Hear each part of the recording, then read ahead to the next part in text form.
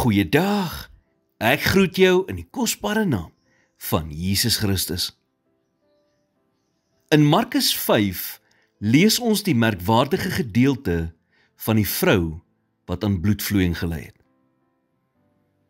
Hierdie vrou het 12 jaar lank aan bloedvloeiing gely, was by verskeie dokters vir behandeling en het alles wat sy gehad het daarin bestee, sonder enige resultate. Maar iewers in haar hart het sy daardie dag tot die oortuiging gekom, dat as sy maar net die soem van Jesus se kleed kon aanraak, sy genees sou word. So het sy deur die skare gedruk, deur haar swakheid en deur haar vrees. En toe sy hom aanraak, het Jesus gestop. Dink gou vir 'n oomblik. Die skepper van die heelal stop dood in sy spore vir een desperate vrou. Krag het sy liggaam verlaat en dit het haar lewe verander. Die disippels het dit nie verstaan nie. Hulle het vir hom gesê dat almal teen hom druk. Maar Jesus het die verskil geken tussen iemand wat net teen hom druk, teenoor iemand wat in geloof na hom toe uitreik. Haar aanraking het krag uit sy liggaam laat uitgaan, omdat dit uit geloof gekom het.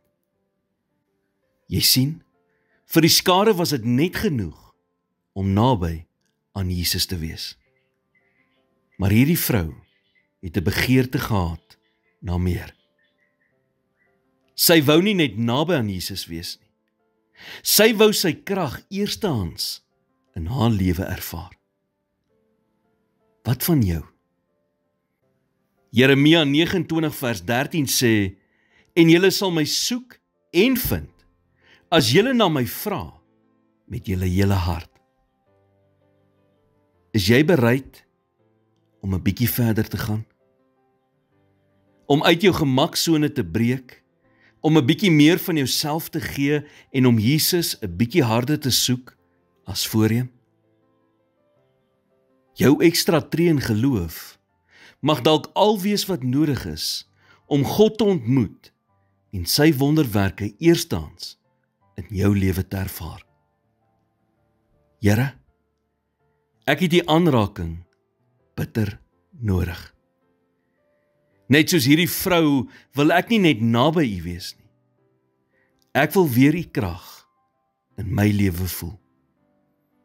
Raak my hart aan, vernuwe my gees en laat U teenwoordigheid my vandag heel maak. In Jesus naam bid ek dit.